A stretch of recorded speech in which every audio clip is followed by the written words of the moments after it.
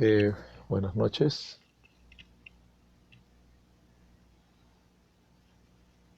Creo que siendo las 8 de la noche, vamos a iniciar este diálogo para el cual nos han invitado el día de hoy. No sé si los organizadores, Renato, eh,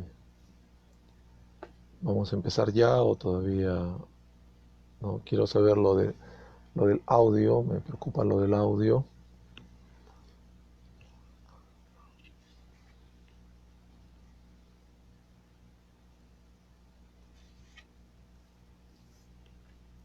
Sí,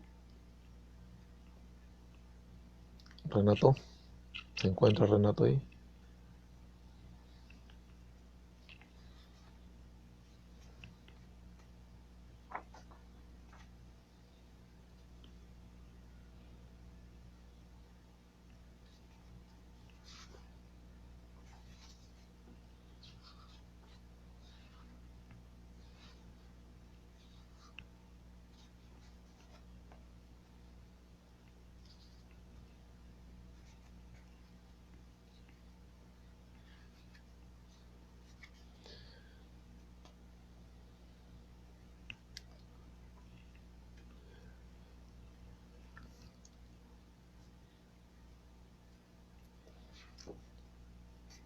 Bueno, Renato, de Enfoque Laboral Peruano, ¿me comunicas si empezamos o todavía esperamos algún tiempo?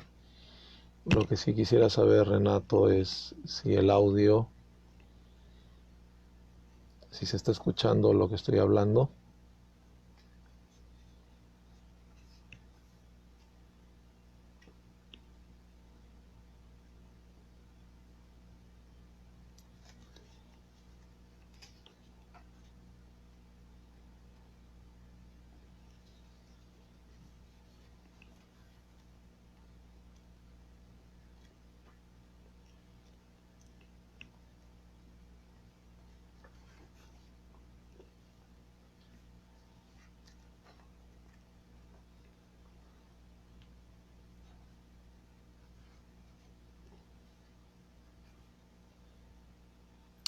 Gracias, Renato Porras, de Enfoque Laboral Peruano. Me dice que sí se escucha, ¿no? Que sí hay audio.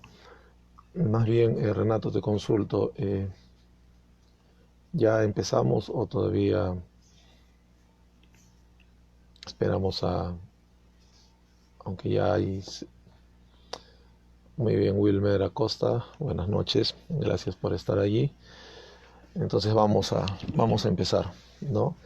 En primer lugar, agradecerles a todos, ¿no? Gracias, Wilmer, me dice, me indica que sí se escucha bien, que hay buen audio. En primer lugar, agradecer a todos los que están allí presentes, ¿no? A través de esta línea, y que de alguna u otra manera las limitaciones producto de este estado de emergencia, ¿no? Los estamos tratando de superar. Agradecer a Enfoque Laboral Peruano por la invitación para poder dialogar un momento con ustedes sobre orígenes y desarrollo del movimiento sindical, ¿no? En el Perú, que es la parte histórica de lo que en algún momento han visto en la parte legal, en la parte del derecho laboral. Hablar de los orígenes del movimiento sindical en el Perú es hablar ya de la presencia de un sector social, de una clase social denominada obrero, denominado proletario. De tal manera que cuando ya conversamos o cuando ya entendemos la existencia o aceptamos la existencia de un sector social, de una clase llamada obrero o trabajadores o proletariado, y por ende otra clase social llamada burguesía, es que ya estamos dentro de una sociedad que tiene características del capitalismo.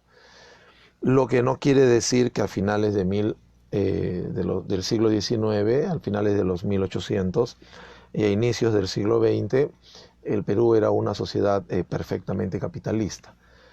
No estamos diciendo esto, ¿no? El Perú, como muy bien lo han clasificado muchos autores, entre ellos José Carlos Mariátegui, el Perú era una sociedad semifeudal a finales del siglo XIX, a inicios del siglo XX, ¿no? La clase dominante estaba conformada por diferentes grupos sociales. Uno de ellos, el más importante y el más preponderante, era la oligarquía, pero también ya está surgiendo una burguesía joven, una burguesía diferente a ese sector social que no quiso ser burguesía durante el periodo de la era del guano o prosperidad falaz. A finales del siglo XX en el Perú sí ya podemos hablar también de una burguesía que se caracteriza por tener negocios fabriles, ¿no? Comerciales, financieros, o sea, estamos hablando de una burguesía, de un sector de burguesía financiero, de un sector de burguesía industrial, de un sector de burguesía comercial, muchos de ellos extranjeros y otros hijos de extranjeros, ¿no? Primera generación de peruanos. Por ello es que los orígenes del movimiento obrero y los orígenes del sindicalismo en el Perú al principio están muy atados a la ciudad, están muy atados al puerto y están muy atados a aquellas actividades extractivas que se realizaban en el interior del país y que determinaba la presencia de trabajadores asalariados, ¿no? De trabajadores que vendían su fuerza de trabajo a cambio de un salario. Estamos hablando, aparte de Lima y Callao, estamos hablando de ciudades como Arequipa, Trujillo, Puno, por ejemplo, pero también estamos hablando de lugares donde se extrajo petróleo, por ejemplo, en la costa de Piura, o las minas del centro del Perú, ¿no? Existía todo un proletariado que va surgiendo también el proletariado del transporte, ¿no? Los trabajadores de los ferrocarriles y posteriormente del tranvía, aquí en la ciudad. O sea, allí donde haya una actividad productiva, ya sea extractiva o transformativa, y el trabajo sea un producto que es vendido por el trabajador y comprado a través de un salario por el propietario de los medios de producción, ya estamos viendo que hay relaciones de tipo capitalista. Estas relaciones de tipo capitalista no necesariamente tiñen de capitalismo a todo el país, ya lo hemos dicho, ¿no? Pero pese a ello ya hay relaciones de tipo capitalista. Entonces, el movimiento sindical, en el caso peruano, está surgiendo a finales del siglo XIX e inicios del siglo XX. Es este periodo en el cual la situación del trabajador era una situación paupérrima. El trabajador se encontraba en condición de súper explotado, no existían, por ejemplo, derechos laborales, no existía jornada laboral, ¿no? De tal manera que los trabajadores muchas veces trabajaban todos los días de la semana y más de 10, 12 o 14 horas, ¿no? De tal forma que tenemos que esa explotación va a empezar a generar, por el otro lado, va a empezar a generar presencia de ideas de descontento, ¿no? Que no necesariamente significa el inicio de un accionar, ¿no? Es en los puertos, principalmente en el Callao, donde el movimiento sindical empieza poco a poco a germinar, poco a poco a surgir. ¿Por qué en el Callao? La llegada de buques del extranjero, donde también traen trabajadores, y no solamente son trabajadores, ¿no? Son personas que viajan llevando sus ideas. Muchos de estos trabajadores, ¿no? Argentinos, chilenos, italianos, están trayendo las primeras ideas a favor del sindicalismo. Estas ideas primarias de sindicalismo están muy vinculadas a las ideas anarquistas y a las ideas anarcosindicalistas, ¿no? Son los primeros en plantear la organización de la clase trabajadora y el inicio de luchas por conquistar sus derechos, ¿no? Los anarcosindicalistas en el Perú y los anarquistas, ¿no?, van a jugar un rol muy importante en estas primeras jornadas de lucha. Estamos hablando, ¿no?, de las huelgas, por ejemplo, del meeting en el Callao de 1894 o de las huelgas de 1896.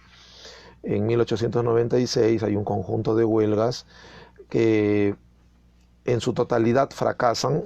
Fracasa la huelga de los tejedores de Vitarte, fracasa la huelga de los tipógrafos de Lima, ¿no?, y también fracasa la huelga de los panaderos, ¿no?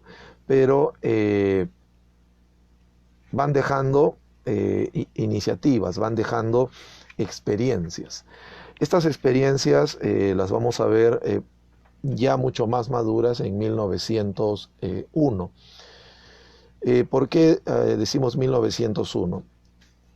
Regresando un poco, las huelgas de 1896 fracasaron de alguna manera porque la clase empresarial, la burguesía y el gobierno de Nicolás de Piérola, se unieron y complotaron en contra de las huelgas, ¿no? Es conocido por muchos que la huelga de Vitarte de 1896 termina con el famoso incendio de unas 20 fardos de tela que estaban en el patio de la fábrica textil, por lo cual son acusados los dirigentes de sabotaje y llevados a prisión, ¿no? Algunos logran fugar, otros van a prisión, y entonces el gobierno decide no participar porque está viendo hechos de violencia. Igual, ¿no?, la huelga de 1896 de los trabajadores de las imprentas, los tipógrafos en Lima, también fracasa porque el pretexto que pone Nicolás de Piérola para no solucionar la huelga y dejar que la huelga fracase es que los trabajadores en huelga habían publicado una hoja, ¿no?, una suerte de periódico que era el tipógrafo, donde convocaban a la huelga, ¿no? Y entonces se asumía de que existía una idea de sabotaje. Y lo mismo va a suceder con la huelga de los panaderos, ¿no? Los dueños de las fábricas, de las panaderías, acusan a los panaderos de sabotear la producción al dejar que la levadura y que la harina y que todo se descomponga, y por ello tampoco hay una participación del Estado, del gobierno, para solucionar esta huelga. En cambio, en 1901 sucede un acontecimiento importante, ¿no? Tanto los panaderos de Lima como los panaderos del Callao entran en huelga, y los panaderos proclaman, ¿no?, la huelga, pero no abandonan los centros de trabajo. Prácticamente producen, gastan toda la harina posible, gastan toda la levadura que se pueda descomponer, y una vez que ya no hay materias primas, recién abandonan las panaderías. De esta forma estaban adquiriendo experiencia, por lo que se les había acusado de sabotaje, ya no se podía acusar de lo mismo. Y en estas huelgas va a ser importante la presencia de un elemento del naciente sindicalismo, que es la caja de resistencia. Los obreros diariamente o semanalmente entregaban una cantidad determinada por la asamblea, y esa cantidad de dinero era guardada en una caja de resistencia. La caja de resistencia sería usada en el momento de la huelga para alimentar a los trabajadores junto a sus familias en las llamadas ollas comunes, o para sufragar algunos gastos que eran necesarios. Pero va a suceder un acontecimiento interesante, ¿no? El local de los panaderos en huelga en Lima, pese a haber estado totalmente rodeado de la policía, va a sufrir un robo, ¿no? Ladrones, nadie sabe cómo, entraron al local de la Federación de Panaderos y robaron la caja de resistencia, con lo cual la huelga corría riesgos. pero ese mismo día en el Callao los panaderos, las empresas, ¿no? Los empresarios de las panaderías deciden solucionar el problema de la huelga aceptando el aumento salarial que solicitaban los obreros panaderos. Esta victoria que van a tener los obreros panaderos en 1901 en el Callao va a ser celebrada por ellos, pero va a traer algo importante. Inmediatamente las dirigentes de los panaderos del Callao se trasladan a Lima y se reúnen con los panaderos, los trabajadores que están en huelga, y les entregan su caja de resistencia, ¿no? Para que los panaderos de Lima puedan mantener la huelga. Conocedores de ello, es que inmediatamente las panaderías de Lima entran en diálogo, y el diálogo se entrampa porque las panaderías, los empresarios querían tener libertad para contratar panaderos, trabajadores, luego de terminada la huelga, lo cual no aceptaron los trabajadores porque sabían que eso significaría que los dirigentes, en este caso Manuel Caracciolo Lévano y Delfín Lévano, corrieran riesgo de desempleo. Solucionado esta situación, cuando los panaderos logran que los dueños de las panaderías acepten el retorno de todos, es que se levanta la huelga en Lima.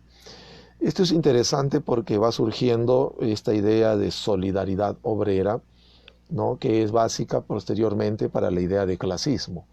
No hay clasismo sin solidaridad obrera. Y van entendiendo los trabajadores que sus luchas son luchas de todos, ¿no? Y son luchas contra un sistema y contra otra clase social, donde el Estado va a jugar siempre un rol importante a favor de la clase dominante, de la burguesía. Pero al interior del propio naciente movimiento obrero, hay una lucha, ¿no?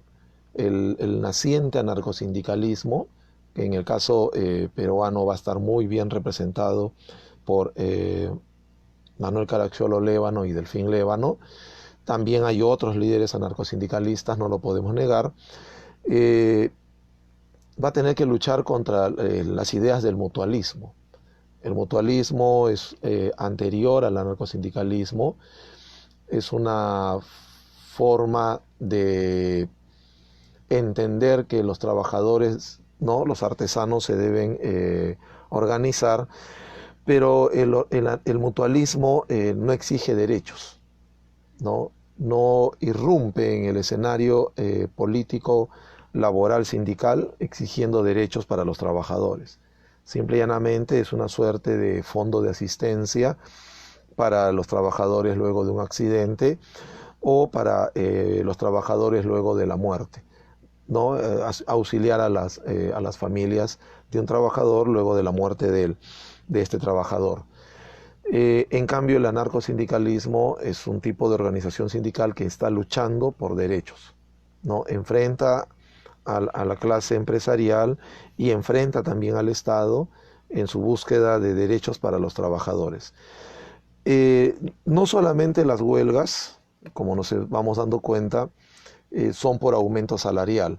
Si bien es cierto, en un primer momento, ese es uno de los principales motivos que hace que los trabajadores se organicen y se lancen a la huelga, con el tiempo los trabajadores van agregando otras demandas no necesariamente salariales. Una demanda muy importante que los trabajadores van a, ¿no?, incluir, ¿no?, con el tiempo, va a ser la jornada laboral de las 8 horas, ¿no?, que en el caso peruano se ha demostrado que ya se hablaba de 8 horas laborales en el Perú desde 1894, ¿no? Es en el puerto del Callao donde por primera vez van apareciendo las primeras protestas de los trabajadores, que van incluyendo una ley, una dación de una ley de una jornada laboral de 8 horas. Y uno de los puntos históricos, cumbres, va a ser la famosa celebración de la Pascua Roja del 1 de mayo de 1905. ¿No? Un año antes, en 1904, los trabajadores del muelle y de la dársena del Callao se habían declarado en huelga también exigiendo las 8 horas, mejores salariales y mayor seguridad, ¿no? Al momento de realizar el trabajo de carga y descarga de los buques. Y durante la represión que sufren los trabajadores, va a morir un joven obrero, Florencio Aliaga. Un año después, el 1 de mayo de 1905, la Pascua Roja inicia cuando los trabajadores de Lima y del Callao asisten al cementerio del Callao y realizan una romería a Florencio Aliaga, ¿no? Considerado por muchos como el primer mártir de la clase obrera peruana. Y posteriormente, ya en la tarde-noche, la reunión se hace en el local de la Federación de Obreros Panaderos Estrella del Perú, donde va a haber una serie de discursos, ¿no? Discursos de obreros, va a haber canto, literatura, ¿no? Poesía, pero importante era el discurso que se iba a leer de Manuel González Prada, ¿no? El discurso que se va a denominar, que va a pasar a la historia como el intelectual y el obrero, que es un discurso bien interesante porque ahí Manuel González Prada plantea dos cosas, ¿no? En un primer momento rechaza totalmente la existencia de trabajadores manuales y trabajadores intelectuales, ¿no? En el discurso El intelectual y el obrero, que forma parte del libro Anarquía, Manuel González Prada sostiene que allí donde una mano se mueve, un cerebro piensa, y allí donde un cerebro piensa, una mano se mueve. Él sostiene de que no hay trabajo netamente mecánico y no hay trabajo netamente intelectual. Pero sostiene también que los llamados intelectuales no pueden actuar como si fueran lazarillo de los obreros, ¿no? Algo así como que los obreros fueran ciegos y los intelectuales los tienen que dirigir, los tienen que llevar como si fuesen perros lazarillos, ¿no? Sostiene González Prada que son los propios obreros los que tienen que desarrollar intelectualmente, ¿no? Y eso es importante porque posteriormente a estos discursos va a surgir toda una prensa obrera escrita principalmente por obreros, ¿no? Y en la cual se va manifestando en lo que se está desarrollando en el mundo del trabajo. Y la otra parte del intelectual y el obrero es importantísima porque González Prada conmina a los trabajadores, conmina a los sindicatos a producir su propia prensa, ¿no? Sabe muy bien González Prada que la prensa burguesa normalmente va a tergiversar las demandas de los obreros, va a tergiversar las huelgas, nunca va a informar verdaderamente lo que sucede, y es necesario entonces que los propios obreros tienen que crear sus medios de comunicación, en este caso su prensa escrita, para informar a la sociedad en su conjunto y también a otros sindicatos lo que está pasando en el mundo del trabajo. Este es un discurso muy celebrado y muy aplaudido porque va generando las bases de lo que algunos investigadores posteriormente han llamado prensa obrera y otros investigadores han llamado también cultura obrera, ¿no? Porque el movimiento sindical en el Perú ha generado también sus propias fuentes, que son volantes, que es su propia prensa, y también ha generado manifestaciones culturales muy importantes, ¿no? No es que los obreros simplemente son seres humanos que se levantan a cierta hora, como nos quieren hacer creer algunos medios de comunicación, viajan, entran a trabajar, trabajan durante todo ese tiempo, no piensan, salen y se dedican a ir a una cantina a gastar el dinero y posteriormente llegan a su casa, duermen y al día siguiente a trabajar, ¿no? Una labor muy importante del sindicalismo inicial, del sindicalismo prístino, del anarcosindicalismo en el Perú, fue que los sindicatos van creando bibliotecas, quizás al principio pequeños estantes y luego ya, ¿no? Bibliotecas muy bien surtidas, donde hay mucha literatura, donde hay muchos textos de la naciente sociología, pero también mucha literatura de contenido anarquista y anarcosindicalista, ¿no? En algunas entrevistas Carlos Barba lo ha dicho, ¿no? Carlos Barba, un dirigente anarcosindicalista auroral, él también sostiene, ¿no? Que mucho de lo que él aprendió fue a través de las reuniones sindicales, de lo que le llamaban luego las veladas literarias y también de la lectura, ¿no? Un elemento muy importante del anarcosindicalismo es que trata de mejorar la vida académica, la vida intelectual de los trabajadores, ¿no? A través de mucha lectura. Hay información, por ejemplo, de que en 1909 se inauguró en Lima un lugar denominado la Casa del Pueblo, donde hubo una biblioteca y los anarcosindicalistas y los sindicalistas también, los trabajadores y otras personas realizaban lecturas y realizaban veladas literarias, ¿no? En este lugar. Y se ha estudiado mucho a la figura de Delfín Lévano, no solamente como líder sindical, sino también se le ha estudiado mucho como poeta, ¿no? O sea, como escritor y también como músico, como compositor y como director y actor de obras teatrales, ¿no? Un obrero panadero que hace poesía, que escribe obra teatral, que dirige teatro, que dirige un centro social musical obrero, donde las canciones de moda, la música de moda era tomada, pero la letra era totalmente cambiada con temas relacionados al conflicto social y a las justas demandas del movimiento sindical. Entonces no vemos que el sindicalismo en este periodo no solamente un conjunto de reuniones para organizar huelgas, paros, no, sino también hay todo un debate al interior, ¿no? Y ahí tiene que ver también mucho la figura de Manuel González Prada, ¿no? Quien está también tocando temas, por ejemplo, como del indio en el Perú, la situación de los indígenas, y también los anarcosindicalistas son muy proclives a tocar siempre el tema de la mujer en el Perú, ¿no? La explotación de las mujeres y el maltrato hacia las mujeres. O sea, este es un periodo en el cual un estudio mayor o un estudio también muy selectivo permite darnos cuenta que hay una temática muy amplia que no solamente se limita a mejoras salariales o a 8 horas, como en algún momento se pensó. Hay otros proyectos también dentro del anarcosindicalismo. Algunos avanzan mucho más, otros se quedan ¿no? sin resolverse, sin desarrollarse, por las mismas limitaciones del momento y por la propia experiencia del momento.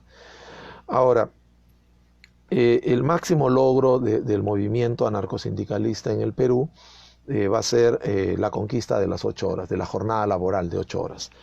Esta jornada laboral se va consiguiendo de manera paulatina, ¿no? Primero se consigue en el Callao para los trabajadores del muelle y la dársena en el año 1913, durante el gobierno de Guillermo Billinghurst. Posteriormente, la ley de 1918 de José Matías Manzanilla incorpora, ¿no?, jornada laboral de 8 horas para mujeres y niños, y es esta ley de 1918 lo que determina que los obreros varones aceleren su lucha, y en su lucha se inicia pues a finales de diciembre de 1918 y en enero de 1919. ¿No? Se produce el gran paro general en Lima, que no solamente es en Lima, que abarca a otras provincias también del Perú, y en ellas el reclamo era el mismo, ¿no? Que el Estado decretara la jornada laboral de 8 horas. La jornada laboral de 8 horas no solamente se debatió en el movimiento obrero, ¿no? En la Universidad Nacional Mayor de San Marcos también hubo interés, por ejemplo, por parte de algunos intelectuales, de algunos profesionales, incluso intelectuales de origen oligárquico, ¿no? Quienes de alguna u otra forma se inmiscuyeron en el tema. El principal, el más conocido de todos, es José Matías Manzanilla Barrientos, ¿no? Quien luego como político, como congresista, va a lograr muchas leyes a favor de la clase obrera, pero también como docente universitario va a lograr madurar ideas en San Marcos entre los estudiantes para apoyar, ¿no?, desde el gremio estudiantil al gremio obrero. Otro personaje importante también en este periodo va a ser Luis Miró Quesada. Luis Miró Quesada va a titularse con tesis, ¿no?, las cuales se van a dirigir hacia hacia el mundo del trabajo, ¿no? Hacia el movimiento obrero, como por ejemplo su tesis El contrato del trabajo, ¿no? Presentada en 1901 para lograr el grado de bachiller en jurisprudencia, ¿no? O bachiller en derecho. Yo sé que posteriormente hay un autor, José Pardo Castro, quien tiene un texto llamado Amos y Siervos en el Comercio, ¿no? La historia negra de los Miro Quesada y su relación con los periodistas, donde sostiene, ¿no?, de que Luis Miro Quesada en su juventud fue muy proclive a pelear y a poner en debate los temas de las mejoras salariales y de las mejoras sindicales, ¿no? Él también estuvo detrás de una ley de accidentes de trabajo, pero sostiene, justo aquí lo tenemos, José Pardo Castro sostiene pues en su libro Amos y Siervos en el Comercio que posteriormente Luis Miro Quesada va a ser uno más de la patronal y va a tratar muy mal a los trabajadores, ¿no? Decimos esto porque el personaje Luis Miro Quesada ha originado estas contradicciones, ¿no? En su juventud, ¿no? En sus años mozos en San Marcos, era un vivo defensor de los derechos de los trabajadores. Posteriormente, ya como gerente del diario El Comercio, se convirtió en todo lo contrario. Pero en 1905 se presentan en el Congreso también propuestas, ¿no?, de ley para regular, ¿no?, una jornada laboral de 8 horas, ¿no? Y el debate va a ser en contra de los que lo propusieron, ¿no?, Manzanilla y Miro Quesada. En San Marcos también hay una tesis muy importante de 1902 de Mariano Lino Cornejo Segarra, ¿no? Y en esa tesis es interesantísimo, ¿no?, porque la tesis se llama El socialismo contemporáneo, y allí para titularse como doctor en la Facultad de Letras. Y Mariano Lino Cornejo Segarra cita mucho a Proudhon, cita mucho a Bakunin y cita mucho a Marx, ¿no? Tiene muchas citas, inclusive desarrolla la teoría de la plusvalía de Marx. Y esto lo anotamos porque el movimiento obrero, los movimientos sociales siempre van a repercutir en el mundo académico, en el mundo universitario. Y viceversa, lo que sucede en el mundo universitario también siempre va a repercutir en el movimiento obrero. Por eso es que los trabajos que se han realizado, ¿no?, donde se demuestra que en el conversatorio universitario no solamente participaban estudiantes, sino también participaban intelectuales no ligados al mundo universitario, como Manuel González Prada, y asistían muchos trabajadores, nos está demostrando que la alianza obrero-estudiantil es una alianza de inicios del siglo XX, ¿no? Y los estudiantes de San Marcos, por ejemplo, como Germani, estuvieron presentes en el paro de Lima de 1911, ¿no?, para apoyar a los obreros de Vitarte, ¿no?, durante la huelga de ese año. Entonces nos damos cuenta que hay toda una dinámica social. Jorge Basadre también plantea que en el mitin en el Callao en 1904 del candidato José Pardo Ibarreda habla de la importancia de dar una ley a favor de las 8 horas, ¿no?, durante la campaña electoral de 1904. Entonces era un tema, ¿no?, las 8 horas, la jornada laboral, los derechos laborales eran temas cotidianos en estos lugares que hemos dicho, donde el capitalismo tenía presencia, no necesariamente en todo el país, pero intelectuales ligados al movimiento obrero como Manuel González Prada y los propios trabajadores también se preocuparon mucho por la condición del campesino, por la condición del yanacona, por la condición de la mujer en el Perú, ¿no? Dora Mayer, Pedro Zulen, Joaquín Capello, ellos van a tener también un rol muy importante como intelectuales, muy cercanos al movimiento obrero, en difundir ideas y muchas veces también en difundir a través de los medios denuncias, ¿no?, muchas denuncias. Pedro Zulem, por ejemplo, trabaja mucho sobre la ley del enganche minero, que luego se extiende a la ley del enganche de las haciendas norteñas. Ese es un trabajo que él hace donde demuestra, ¿no?, el carácter ilegal, ilegítimo y la explotación a partir del enganche, ¿no? Lauro Curletti en Arequipa también está haciendo esa función, ¿no? Desde Arequipa los textos de Mostajo o de Curletti van en ese sentido, de denunciar la existencia de explotación y la existencia ¿no?, de injusticia en el mundo del trabajo. Y en 1919, como les dije, en enero de 1919, es que ya se consigue una jornada laboral en enero para todos los trabajadores del Perú. Esta jornada laboral de 1919 ha generado toda una controversia, ¿no?, en la historiografía del movimiento obrero peruano, ¿no? Hay un sector que hasta el cansancio ha repetido que el movimiento, que las 8 horas se consiguieron gracias al accionar de un líder estudiantil de la Universidad de Trujillo, ¿no? Nos referimos a Víctor Raúl Haya de la Torre, ¿no? Y en cambio otro sector siempre ha negado la participación absoluta de la Torre y lo ha derivado solo a la participación de los trabajadores.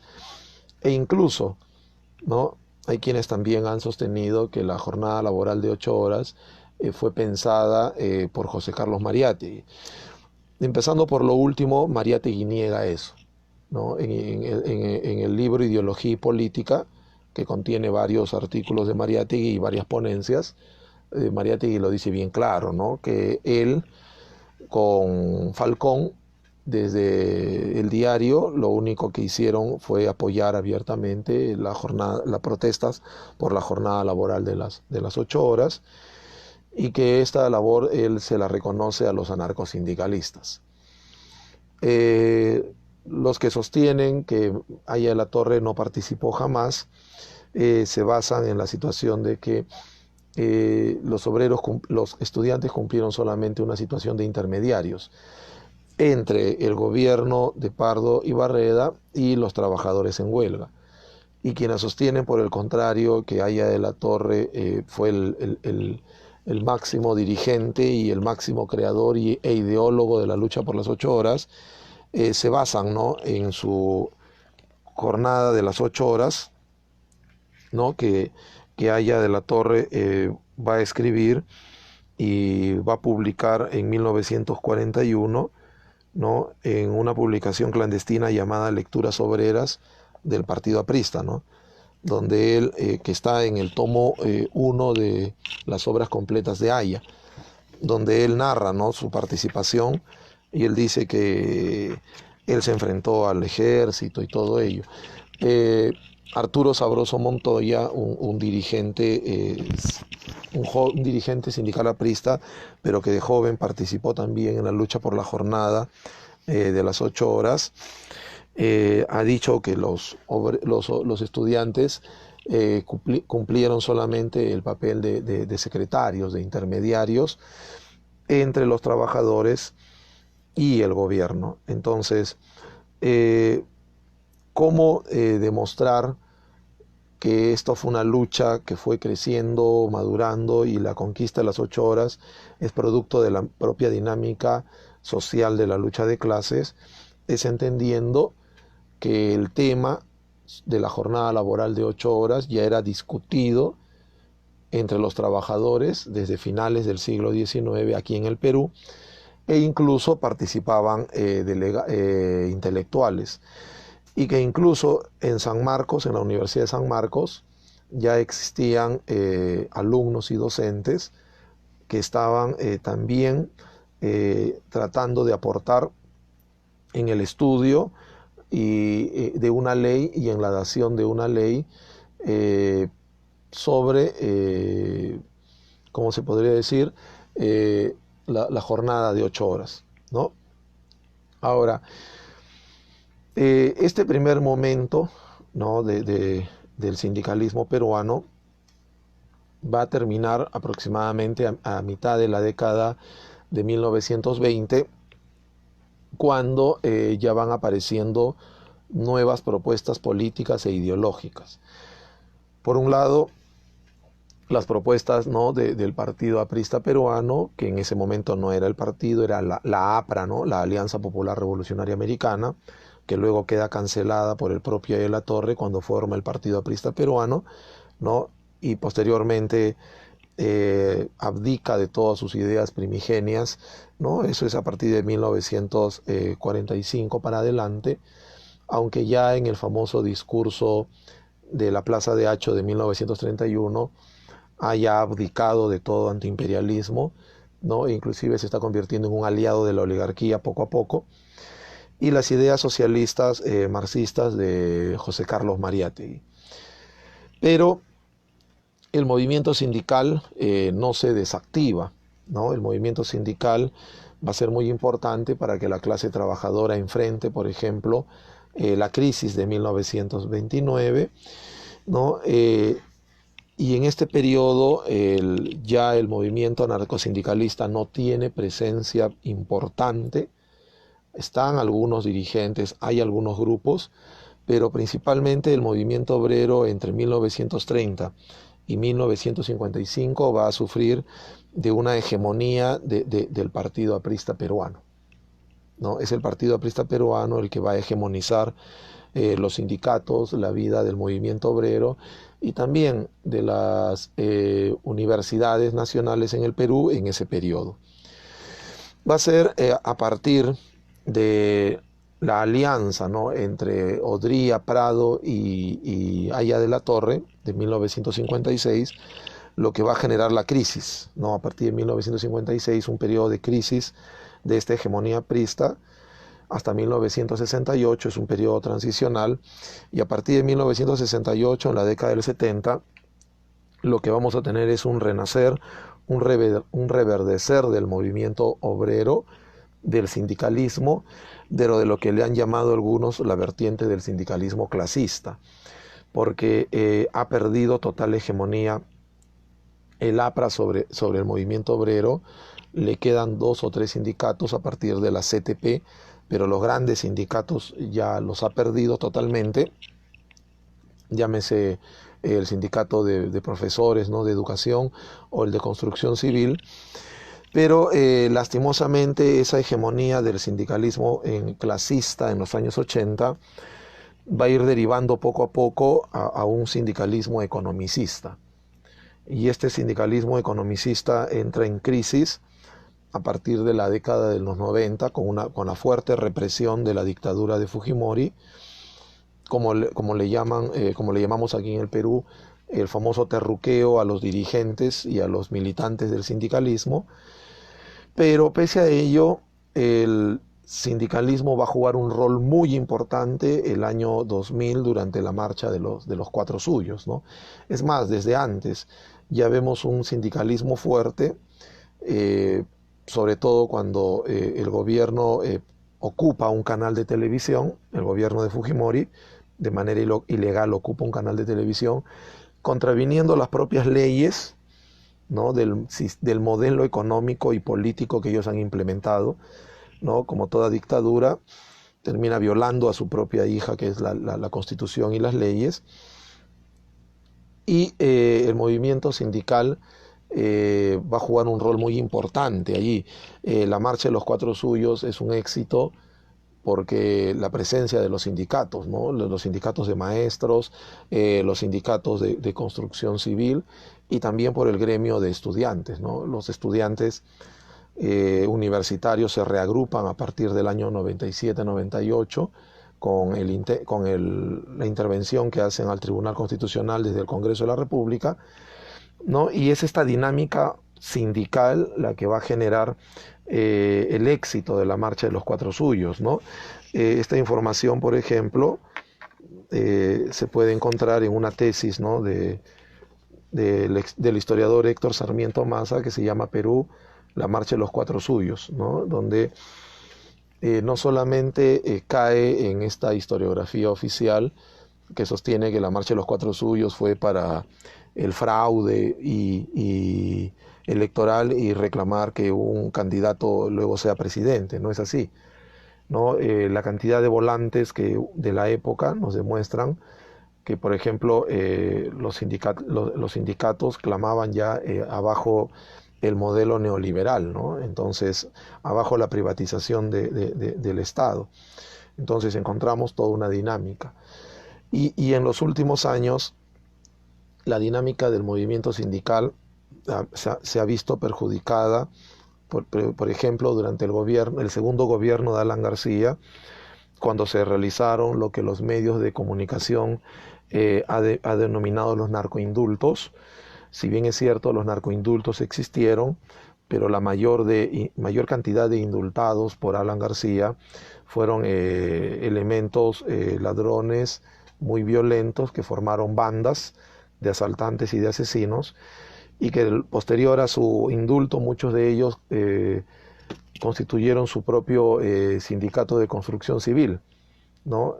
Y en el Ministerio de Trabajo rápidamente los inscribían. Lo que generó luego las famosas disputas violentas por los cupos y las famosas extorsiones, ¿no? Algunos de estos exdelincuentes comunes indultados y que se convirtieron en dirigentes sindicales de último momento, posteriormente fueron acusados de asesinato y nuevamente están en prisión, ¿no? Hay toda una investigación que hay por hacer, ¿no? Hay un texto de hace un par de años de construcción civil que en su último capítulo toca este tema muy someramente, pero hay toda una investigación todavía por rastrear, ¿no? Estos indultados, muchos entraron por narcotráfico, por eso la prensa les denominó los narcoindultos, pero algunos entraron por asesinatos y por asalto y robo a mano armada, y luego fueron indultados, y como les dije, luego aparecen como dirigentes sindicales de construcción civil de los lugares más inverosímiles de Lima, ¿no? Haciendo paralelismo sindical, ¿no? Y luego generando lo que se podría decir, un malentendido frente al movimiento sindical. Y para terminar y empezar a leer y escuchar sus preguntas, que es la parte más importante, en los últimos años el gremio de médicos, el gremio médico del Perú ha jugado también un rol muy importante en el movimiento gremial, sindical, profesional, ¿no? Los médicos han realizado huelgas que han durado más de 150 días, y en una de ellas exigían no aumento salarial, sino exigían el nombramiento de más de 5.000 médicos que tenían ya más de 5 años como contratados en el Estado, ¿no? Finalmente la huelga se levantó cuando el gobierno de Ollanta Humala aceptó. Y no olvidemos estas manifestaciones juveniles también de los llamados pulpines, ¿no? Que ha generado también toda una generación de jóvenes, ¿no? Sindicalistas y jóvenes profesionales ligados al sindicalismo, y que también tuvo el apoyo del gremio de médicos, ¿no? Del colegio de la Federación Médica del Perú. Entonces, como se han dado cuenta, pese a que en los años 90 del siglo pasado el movimiento sindical fue duramente reprimido, con el famoso, como les dije, el término del terruqueo, el movimiento sindical poco a poco está logrando avanzar. Y también antes de terminar esta primera parte, hay que mencionar mucho a los sindicatos de trabajadoras del hogar, ¿no? Que poco a poco están logrando implementar los designios de la OIT en el Perú, ¿no? El Perú, que es un país, ¿no?, que siempre reconoce las ordenanzas de la OIT, ¿no?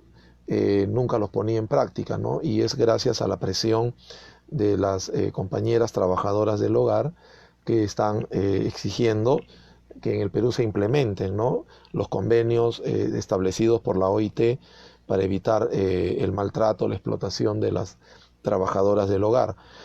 Pero lastimosamente todavía hay grupos de trabajadores en el Perú que no han logrado entender que el sindicalismo es importante para luchar por sus derechos, ¿no? Tenemos a las secretarias, por ejemplo, y a muchos trabajadores de los tragamonedas, ¿no?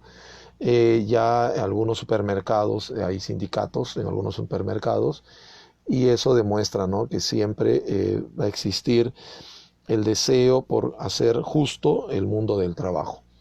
Yo voy quedando aquí y estaré presto a leer y a responder sus preguntas, ¿no?, que es, como le dije, la parte más importante para ampliar algunas ideas o mejorar algunas explicaciones, ¿no? Por este momento, gracias y esperamos sus preguntas, ¿no?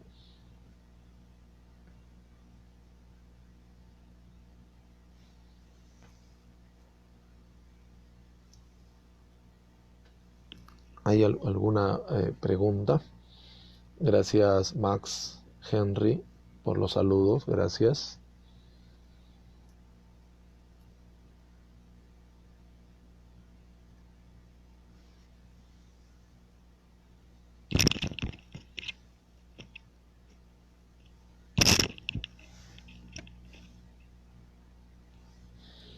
Gracias, Henry Carguatopto, muchas gracias también por estar ahí, ¿no?, y por el saludo, ¿no? Lo interesante, ¿no?, también es si hay alguna pregunta, como les dije, y si tenemos la información, la podemos compartir, ¿no? O mejorar algo de lo que se ha explicado, ¿no? Gracias a Henry Carguatopto. ¿Cómo diferencia el anarcosindicalismo del sindicalismo actual? Gracias, Henry. Y también tenemos una pregunta, supongo que es de algún gremio sindical. ¿Considera usted que el sindicalismo sin conciencia de clase está con atención? Gracias. Gracias, Henry, y gracias a Sutak Zapal, ¿no? Debe ser sindicato de trabajadores. De sindicato. No, gracias, disculpen, no poder, no, ya la vista, a cierta edad, la vista no juega en contra.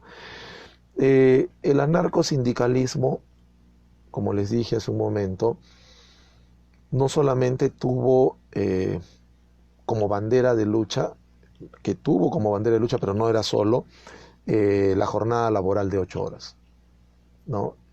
Esa es su principal bandera de lucha. Pero el anarcosindicalismo tiene otras demandas que no son demandas, podríamos decir, directamente hacia la patronal, o sea, hacia los empleadores, hacia la burguesía, y que tampoco son demandas hacia el Estado, sino son demandas hacia ellos mismos, hacia sus propios miembros. Una de estas demandas, por ejemplo, que les dije que era hacia ellos mismos, era la obligación de cultivarse intelectualmente. ¿Ya? Este es un periodo muy rico. Gonzalo Espino Reluce, él a inicio de la década de los 80, va a publicar un libro muy interesante que se llama La Lira Rebelde Proletaria. Y en ese libro, La Lira Rebelde Proletaria, Gonzalo Espino Reluce va a compilar muchos poemas, muchas creaciones literarias, poemas de obreros de inicios del siglo XX. Obreros, algunos de ellos anarcosindicalistas, otros solamente sindicalistas, otros obreros, pero que están escribiendo. Es cierto, mucha de la escritura se limita solamente a la denuncia y a narrar acontecimientos, pero están haciendo un esfuerzo por escribir. El personaje más importante de esta tendencia del anarcosindicalismo hacia la autoeducación fue Delfín Leva, ¿no? Él es el personaje más importante, junto con su padre también, ¿no?, Manuel Caracciolo Leva, ¿no? Pero no son los únicos, ¿no? Hay mucha poesía, ¿no? En estas hojas, en estas estos periódicos, ¿no? Que muchas veces eran solamente una hoja donde había denuncias, donde había testimonios, también siempre se acompañó mucha poesía, ¿no? Cultivaban mucha poesía los trabajadores anarcosindicalistas de inicios del siglo XX. Otro elemento importante que tienen estos trabajadores es también la música y el teatro, ¿no? César Lévano, don César Lévano, lastimosamente fallecido hace un año, y justo por esto de la pandemia no se pudo haber hecho, se debió haber hecho un gran homenaje por el primer año de su muerte, pero no se pudo porque ya estábamos, ¿no?, con todas estas leyes de restricción encima. Él ha hecho un extraordinario trabajo, por ejemplo, sobre el Centro Social Musical Obrero, ¿no? Músicos, obreros que eran músicos y que tocaban, como les dije hace un momento, la música de la época, ¿no? Y canciones de la época, principalmente el naciente vals peruano popular, ¿no? Y las tonadas más comunes le imprimían su letra, ¿no? Le daban su contexto, y eso es importante, ¿no? Y lastimosamente, y otra cosa que los obreros, los anarcosindicalistas también difundieron mucho fue el deporte, ¿no? El realizar deporte, los campeonatos deportivos, la famosa fiesta de la planta, invitarte, ¿no? Entonces, tenemos que los anarcosindicalistas trabajaron otros aspectos de la persona humana dentro del sindicato, ¿no? Lastimosamente, muchos de estos aspectos luego se han ido perdiendo. No olvidemos que hubo un periodo largo de años, de 1930 hasta el 55, en que el movimiento obrero cayó en manos del partido aprista, quienes desecharon todo este tipo de labor realizada por el anarcosindicalismo. Y acá hay algo importante, ¿no? Siempre a las nuevas generaciones se les pide leer el texto El intelectual y el obrero, ¿no? Quienes por primera vez han escuchado El intelectual y el obrero, este discurso de Manuel González Prada que figura en el texto Anarquía, lo pueden también encontrar en PDF en Google, ¿no? Y en ese texto claramente, ¿no?, él rechaza tajantemente que en el Perú existan trabajadores manuales y trabajadores intelectuales. Él dice, eso no se puede dar. Entonces, yo no sé cómo hay algunos que proponen que Aya de la Torre es el continuador de las ideas de Manuel González Prada, si en ese aspecto nada más, que es un punto, ambos están yendo por lugares distintos y sobre todo contrarios, ¿no? Entonces, hay eso, ¿no? Y como les dije hace un momento, la existencia de bibliotecas. Claro que en la década de los 80, en la década de que yo fui joven, cuando estudiaba en la universidad y ya me interesaba sobre la historia del movimiento obrero, yo asistí a muchos sindicatos, recuerdo, y me quedé asombrado, y lo digo así públicamente, cuando existía el sindicato de la Federación Gráfica del Perú, que estaba en Girón Chancay, a media cuadra de la avenida Alfonso Ugarte, a 3 cuadras de la Universidad Villarreal, donde yo estudié historia en la Facultad de Sociales, y nosotros salíamos de la universidad cuando no había clases o por algún motivo, salíamos de la universidad, nos íbamos a Girón Chancay y entrábamos a la Federación Gráfica, y tenía una hermosa biblioteca. Nosotros, y digo nosotros porque éramos 4 o 5 compañeros entre varones y mujeres de la Vía Real, nos íbamos ahí y a pesar de que no éramos de la Federación Gráfica, que éramos estudiantes universitarios, a pesar de que éramos de la Vía Real en esa época, nos atendían muy bien y nos prestaron libros y empezamos a leer, a mejorar. Inclusive algunos libros los utilizábamos para nuestros trabajos universitarios. Y poco a poco otros grupos de compañeros también les fuimos llevando. Es una anécdota muy bonita, y hubo momentos en que 7, 8, 9 diferentes grupos de villarrealinos de historia, de sociología, de educación o de derecho, nos encontrábamos en el local de la Federación Gráfica, en su biblioteca, ¿no? Posteriormente, en la época de Fujimori, la Federación Gráfica, ese local de Girón Chancay desapareció, luego se convirtió en una discoteca, ¿no? Interesante, fue una discoteca y actualmente creo que es un restaurante, ¿no? Entonces, vemos que también hubo, ¿no?, una herencia de parte de otras formas de sindicalismo, de cultivar, ¿no?, los famosos juegos florales. Tengo entendido que en la actualidad construcción civil tiene un coro, ¿no?, el coro obrero, ¿no?, trabajadores de construcción civil que cantan, ¿no? Este cantante popular, Piero Bustos es el director, ¿no? Entonces, ahí tenemos, por ejemplo, ¿no?, situaciones que podemos nosotros eh, tratar, ¿no?, de buscar, de entender, para tratar de dar un alcance, ¿ya? Eh, Sindicalismo sin conciencia de clase. Si lastimosamente el sindicalismo sin conciencia de clase, es más, el sindicalismo sin solidaridad obrera está condenado al fracaso. Porque el sindicalismo que ni siquiera tiene solidaridad obrera, que es otra parte y que luego tiene conciencia de clase, está condenado a fracasar porque se va a convertir solamente en una organización que va a reclamar aumento salarial. O sea, va a caer en un determinismo económico que, como se dice, ¿no?, una huelga que se gana y que solamente plantea aumento salarial es un triunfo coyuntural, pero es una derrota estructural. Porque en el momento se va a celebrar el aumento salarial, pero a la larga los propios trabajadores van a creer que solamente la huelga es útil y es válida cuando tiene como tema principal el aumento de salario.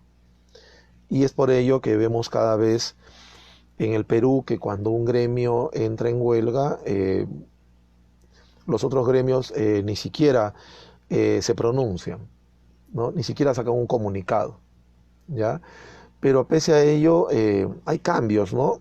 Hay cambios importantes. Como les dije hace un momento, la Federación Médica, ¿no?, fue uno de los pocos gremios que se hizo presente durante la marcha de los Pulpines, ¿no?, apoyando una demanda de los jóvenes.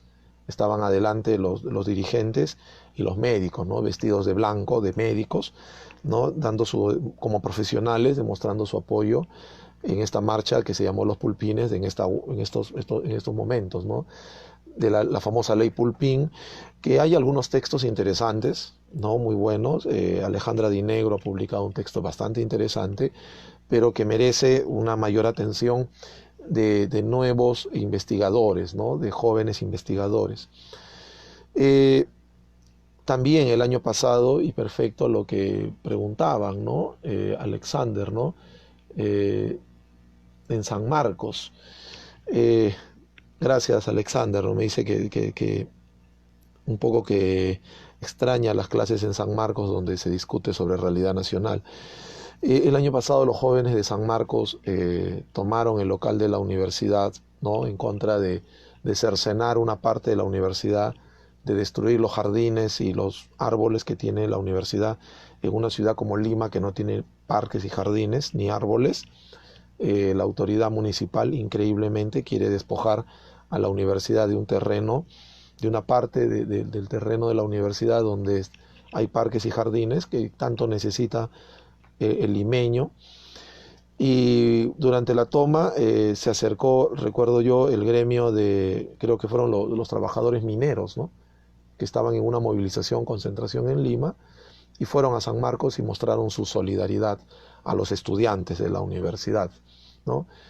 Y algunas veces, y hay que hacer la crítica también, la Federación Universitaria de San Marcos o los centros federados o los centros de estudiantes de las escuelas no se han pronunciado, ¿no?, cuando algunos gremios han entrado en lucha, ¿no? Entonces, si no hay solidaridad de clase, solidaridad obrera, y menos aún si no hay conciencia de clase, el movimiento sindical es reducido solamente a una organización que lo único que va a hacer es tratar de conseguir mejores salarios y mejores salarios. Y como les dije, ¿no?, son victorias coyunturales, pero derrotas estructurales. Y parecería que mucho de eso está pasando en la actualidad, ¿no? Lo estamos sufriendo. Ya no es... no quiero caer en el viejo cuento de que todo tiempo pasado fue mejor, pero ya no es como en otras épocas donde cuando un gremio ingresaba a la huelga, inmediatamente los otros gremios lo apoyaban, mandaban delegaciones, hacían pronunciamientos y también presionaban al Estado o a las empresas para solucionar el problema, ¿no? En la actualidad parecería que estamos muy disgregados, ¿no? Y no existe esa lucha, ¿no? Yo recuerdo, y con esto de repente algunos se van a sentir mal, en la Universidad Nacional Mayor de San Marcos, lo peor que le puede pasar a un docente es ser contratado, ¿no? Como contratado te hacen trabajar todo el ciclo, todo el año y te pagan al final, ¿no? Recuerdo una compañera profesora contratada también que se acercó, ¿no?, al local del sindicato de docentes y se espantaron los dirigentes cuando se enteraron de que no le habían pagado a la profesora, y cuando la profesora dijo que ella era contratada, la respuesta que recibió, y la profesora me lo contó indignada, fue que los mismos sindicalistas le dijeron que no podían hacer nada porque ella no era nombrada, era contratada, ¿no? O sea, el sindicato de docentes de la Universidad de San Marcos, que tanto proclamó el clasismo, se ha olvidado del clasismo, ¿no? Y alguna vez, hace unos años atrás, durante la gran huelga del SUTEP, nosotros reclamábamos en la Plaza San Martín a los dirigentes de la huelga que mientras ellos estaban en huelga, la otra mitad de la clase trabajadora de los docentes seguía trabajando, seguía siendo explotada, porque eran profesores de colegios particulares, ¿no? Y un dirigente me dijo abiertamente de que los profesores de los colegios particulares no están sindicalizados, no pueden sindicalizar, y por eso es que ellos no pueden hacer nada, ¿no? ¿Qué diferencia a comparación, como les digo, del gremio médico, que paró y se fue a la huelga exigiendo el nombramiento de los médicos contratados? Mientras en el sector educación, el profesor contratado o el profesor de un colegio particular, bueno, pues no tiene ningún derecho y lo explotan. Cuando al profesor lo nombran, ya olvídense, ¿no? Será porque cuando en San Marcos un profesor nombrado es un votante, ¿no? Y ahí sí, ¿no? Hasta te mandan carta a tu casa por tu cumpleaños, ¿no? Pero cuando eres no, contratado, tienes que esperar a fin de ciclo para cobrar, y si es que te pagan a fin de ciclo, ¿no? Entonces hay estas características que nosotros tenemos que siempre denunciar. Renato, gracias Renato Porras. Perfecto, Renato me pide si hay algunos elementos del anarcosindicalismo que deberíamos rescatar, aparte de la autoeducación. Es interesante porque el anarcosindicalismo peruano se va a aclimatar, voy a utilizar un término de Mariátegui, se va a aclimatar al Perú, y con el tiempo el anarcosindicalismo peruano va a tener unas características muy peruanas, ¿no? Por ejemplo, en un texto de Manuel Caracciolo Lévano de 1911, él sostenía que él exigía que cuando un gremio sindical, un sindicato, un conjunto de trabajadores entre en huelga, los otros trabajadores, los otros gremios también deberían entrar en huelga, porque se trata de la misma clase, ¿no? Y eso lo está escribiendo, como les dije, un obrero, ¿no? En 1911. Entonces creo yo que eso en el Perú actual, en el momento actual, se ha perdido, ¿no? Y como se ha perdido, merece, ¿cómo se podría decir? Merece ser rescatado, ¿no? Si un obrero anarcosindicalista como Manuel Caracciolo Lévano solicita, ¿no?, que los sindicatos se declaren en huelga cuando un gremio está en huelga, porque dice que cuando un empresario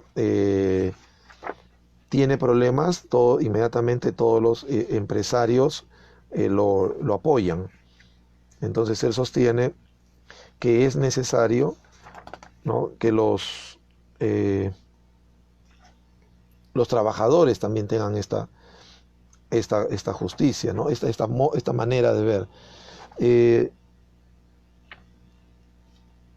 A ver, estaba buscando la cita exacta, ¿no? Pero como les digo, ya estamos encontrando que el movimiento anarcosindicalista está desarrollando conciencia de clase, ¿no?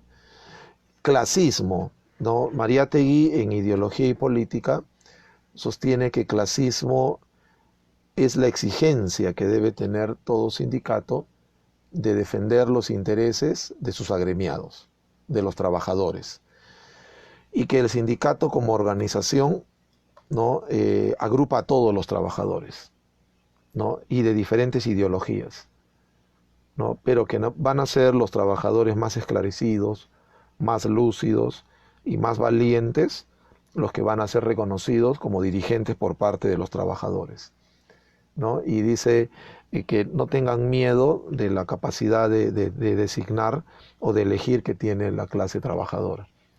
Entonces creo yo que ese es un tema que todavía no se ha investigado mucho, ¿no? Esta maduración ideológica de algunos dirigentes anarcosindicalistas que los va llevando hacia el clasismo, ¿no? Mucho en teoría se ha relacionado la teoría del clasismo al marxismo, ¿no? Pero parecería que es la misma práctica social, la misma praxis sindical que va generando en algunos elementos más esclarecidos esta idea de poder desarrollar, ¿no?, un clasismo, una solidaridad obrera mínimo, ¿no?, para poder avanzar como gremio, como clase, ¿ya? Discúlpenme, estoy viendo a Jaime Arturo Aragón Ramírez, gracias. Nos habla de la Federación de Empleados Bancarios. Sí, la Federación de Empleados Bancarios va a ser un sindicato, van a ser sindicatos muy fuertes desde la década del 50. Van a tener mucha fuerza los empleados bancarios. Y sucede algo interesante, ¿no? Y eso está en la propia página principal de la Universidad Nacional Federico Villarreal, que se trae abajo toda una teoría, ¿no? Elementos apristas que todavía quedan en la Universidad Nacional Federico Villarreal sostienen que la Universidad Federico Villarreal surgió por creación de Víctor Raúl Ayala Torre. Y si ustedes entran a la propia página de la Universidad Villarreal, donde dice Historia de la Universidad, encuentran bien claro que quienes iniciaron los trámites en el Congreso de la República para que la sucursal en Lima de lo que era la Universidad Comunal del Centro, ¿no?, que la desactivan por los problemas de corrupción en el momento de su creación, y luego se va a formar ya la universidad propia en Huancayo, y el local de Lima iba a ser desactivado y va a ser la propia Federación de Estudiantes, la propia Federación de Empleados Bancarios, la que va a exigir que el Congreso de la República, que en aquel momento estaba controlado por apristas, por pradistas y por odriistas, diera una ley creando la Universidad Nacional Federico Villarreal, ¿no?, que se creó en 1962 y entró en funcionamiento en 1963.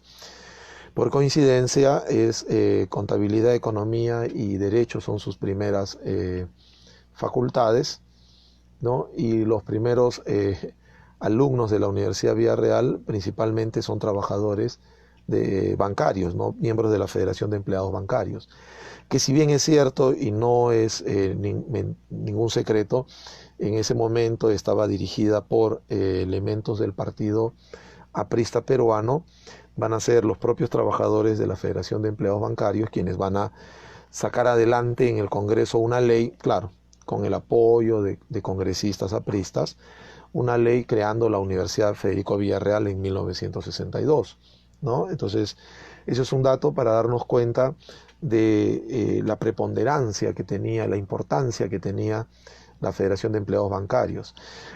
Posteriormente, en los años 60, la Federación de Empleados Bancarios va a virar, ¿no? Ideológicamente, como casi todo el movimiento sindical.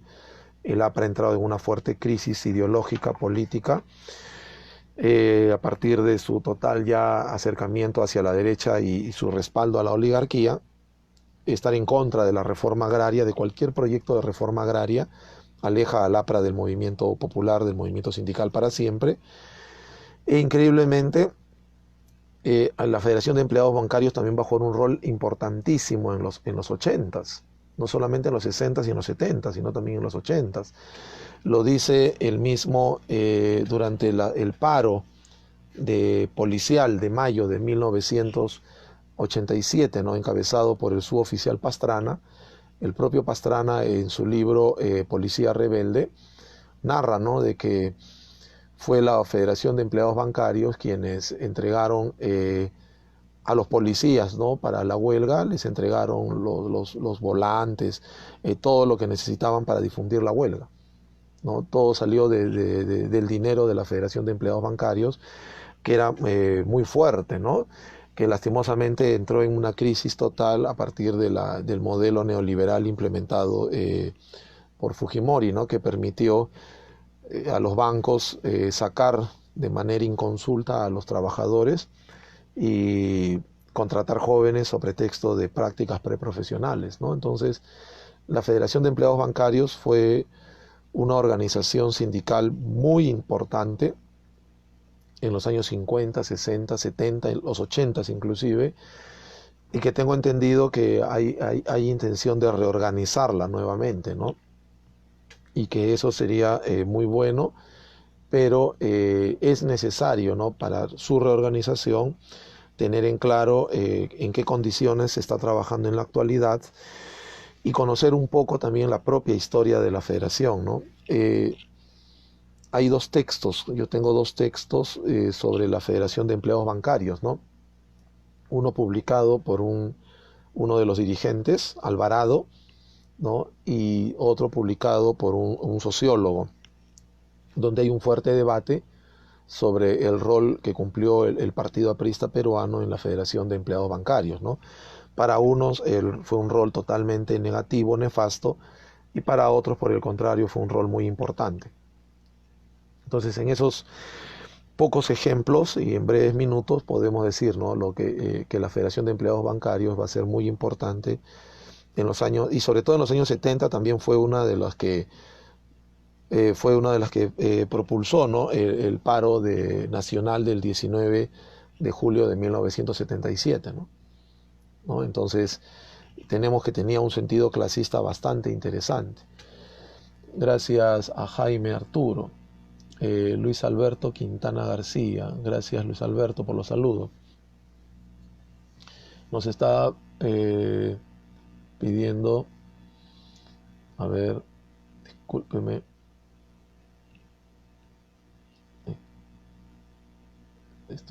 tengo que leer, me voy a acercar. Es un poco larga la pregunta. ¿Puede referirnos a algunos hitos que reflejen la traición al movimiento sindical y cómo incide en ello en la concepción de la lucha del movimiento sindical clasista, como por ejemplo la intervención de las agencias internacionales que penetran? Muy bien, gracias Eudocio Rabines, la CGTP, las ONGs.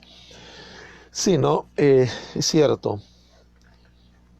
En los años 60, en los años 70, a nivel nacional y a nivel internacional, el tema de movimiento obrero fue muy atractivo.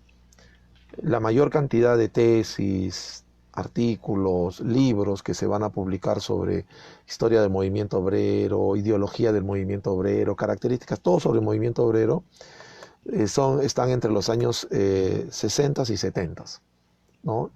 En casi todas las universidades del mundo en las facultades de Ciencias Sociales, de Derecho, Ciencia Política, Economía, hay mucha investigación sobre el movimiento obrero, ¿no? Se ganaron muchas becas para hacer estudios sobre el movimiento obrero, se ganaron muchos concursos, ¿no? Se escribió muchos artículos y con ello, de alguna manera, el movimiento obrero fue un tema atractivo, ¿no?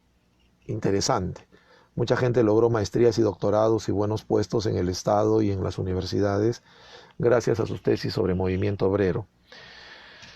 Pero cuando se trataba pues de apoyar al movimiento obrero o de apoyar a los trabajadores, caían en actitudes reaccionarias la mayoría de estos intelectuales, ¿no? Van a ser muchos los que, como les dije, van a escribir sobre el movimiento obrero, pero van a ser pocos los que van a ir a los sindicatos y poner sus conocimientos a disposición de la clase trabajadora. Y muchos de los que fueron a tergiversar totalmente la labor del sindicato y el principio clasista. Eso, y algunas ONG amasaron algunas fortunas, algunos directivos de ONG en función del movimiento obrero, ¿no? Para los años 90 ya casi no hay investigaciones de movimiento obrero. Había que estar un poco loco para hacer una tesis de movimiento obrero. Yo hice mi tesis para licenciarme en historia sobre el anarcosindicalismo, ¿no? Y la conquista de las 8 horas en el Callao en 1913, y alguien me dijo de que estaba haciendo una tesis de arqueología. E incluso hubo una persona que comentó que para qué escribía sobre el movimiento obrero si la clase obrera ya no existe, ¿no? Salió un librito, recuerdo, Ser obrero es algo relativo, que es un libro de tráfico ideológico terrible, ¿no? Que sí es necesario leerlo para darnos cuenta cómo han traficado. Pero lastimosamente también, perfecto, hubo de parte de algunos sindicatos, de algunos centrales sindicales y de algunos dirigentes, aquello de que los gremios y los dirigentes deberían participar en la política del Estado para de esa manera asegurar logros, ¿no? Y es por eso que muchos dirigentes sindicales terminaban luego siendo dirigentes de partidos, principalmente de izquierda en el Perú. Muchos de estos dirigentes sindicales llegaron al Congreso de la República, ya sea como diputados o como senadores. Algunos fueron regidores y alcaldes en sus distritos, y la situación para la clase obrera no cambió, ¿no? Sustancialmente, ¿no? Eso es algo que también se tiene que hacer en su momento un balance, ¿no? ¿Cuántos dirigentes del SUTEP terminaron siendo congresistas de la República y la situación del magisterio seguía siendo la misma, ¿no? Y teniendo a dirigentes del SUTEP en el Congreso de la República como diputados o senadores en la década de los 80, los profesores tenían que realizar grandes huelgas que duraban mucho tiempo, ¿no? Para exigir al gobierno leyes, ¿no? Y la pregunta siempre era, ¿y qué están haciendo los dirigentes del SUTEP en el Congreso? ¿No? Claro que trabajar en el Congreso, ser congresista no es un trabajo fácil. Hay que convencer a otras bancadas también. Pero ¿no? En algunos casos no hubo el mínimo intento. Igual sucedió también en construcción civil, ¿no? Eso es una autocrítica que se tiene que hacer en algún momento los gremios. En construcción civil, algunos de los dirigentes máximos nacionales de construcción civil terminaron como congresistas y no hicieron nada, ¿no? Y la situación de la clase trabajadora estaba tan igual o peor que antes, ¿no? Entonces ha sucedido, ¿no? Lo que me están solicitando, ¿no? Ha sucedido aquello de aprovecharse del cargo, ¿no? Y en otros casos fue lamentable, ¿no? Porque algunos dirigentes sindicales, en este caso de la CGTP, estuvieron mucho en la marcha de los Cuatro Suyos y luego terminaron postulando al Congreso por el PPC, ¿no?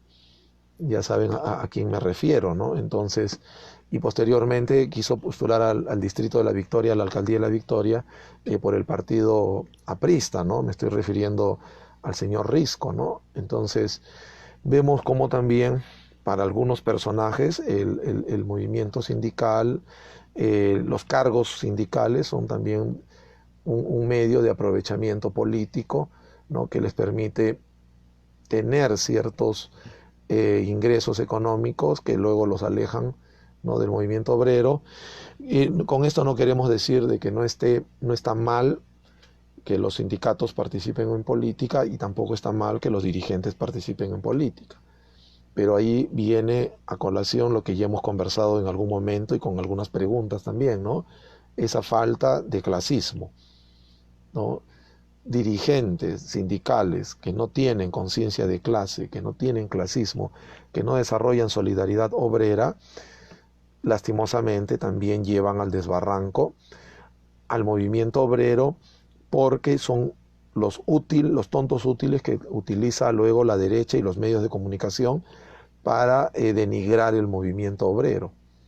No solamente están aquellos que fueron indultados por Alan García y luego se convirtieron en extorsionadores en construcción civil. También están aquellos que, ¿no?, estando en el sindicato, llegaron a un cargo público, luego no hicieron nada y sirven como ejemplo para demostrar, entre comillas, que el sindicato no sirve para nada, que todos son iguales, que todos se aprovechan, ¿no? Entonces, aquí siempre tiene que haber de parte del dirigente sindical un compromiso ético y moral clasista hacia el sindicato, ¿no? Y hacia la clase trabajadora. Lastimosamente, estos valores han entrado en crisis a nivel social y es lo que tenemos, ¿no? A grosso modo, ahí va la respuesta. Quizás en algún aspecto podemos coincidir y en otro aspecto de repente quizás no coincidimos, ¿no?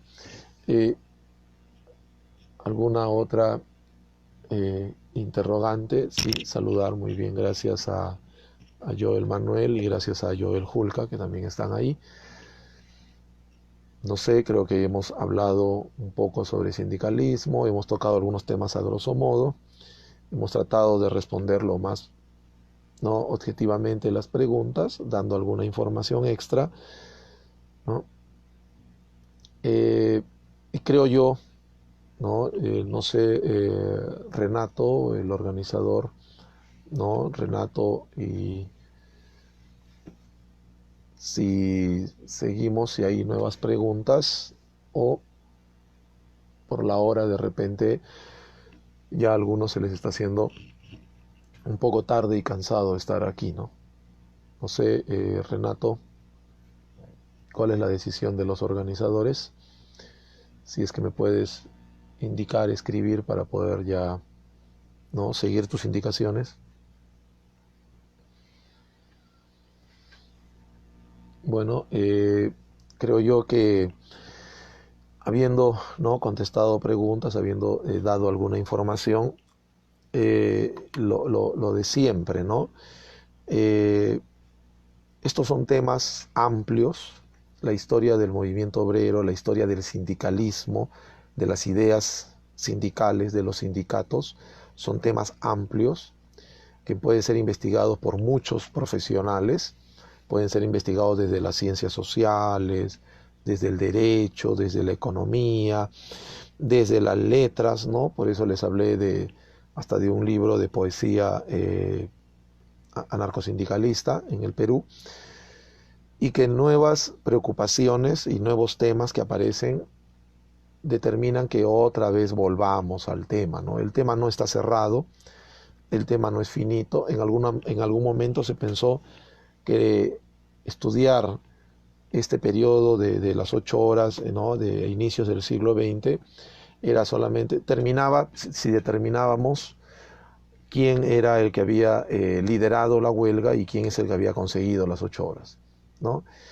Y no estudiamos historia para esto, ¿no?, sino estudiamos historia para tratar de entender la sociedad actual, ¿no? Si vamos a 100 años o 150 años atrás, es porque nos interesa entender la sociedad actual, y en este caso concreto, para terminar, nos interesa tratar de entender la situación del movimiento sindical, que una característica básica del movimiento sindical de hoy es que está totalmente disperso, ¿no? pese a existir centrales sindicales, pese a existir, está totalmente disperso. Por cuestiones ideológicas, por cuestiones políticas, por cuestiones partidarias e incluso personales, está totalmente disperso. Y al estar totalmente disperso se convierte en el principal aliado de la clase explotadora. Porque, ¿no?, como les dije hace un momento, como decía Mariátegui, en el sindicato entran todos los trabajadores con sus ideologías, ¿no? Tendrán que ser los más capaces, los más esclarecidos y los más valientes quienes luchen por poner la preponderancia ideológica dentro del sindicato. Pero si el sindicalismo actual del año 2020 va a seguir estando dividido por cuestiones políticas, partidarias, ideológicas y personales, el sindicato se aísla y se convierte en el principal socio y soporte de la explotación y de la clase explotadora, ¿no? Porque simple y llanamente, al estar disperso, no se comporta, ¿no?, con el carácter de clase y de conciencia de clase que debe tener, ¿no? Entonces, es necesario que los nuevos dirigentes sindicales, sea cual fuese su ideología, sea cual fuese su orientación política y su militancia, si es que la tuviesen, traten de hacer un análisis de qué manera esta dispersión, esta falta de cohesión y falta de diálogo determina que se conviertan ellos también en cómplices de la explotación de las grandes mayorías en el Perú, ¿no? Por eso es que, gracias Renato me dice que sí, que hemos terminado ya, gracias por estar ahí, les debo agradecer. Me pide, sí, mañana también hay una nueva ponencia, ¿no?, de otro invitado. Espero que también ustedes estén ahí para compartir ideas.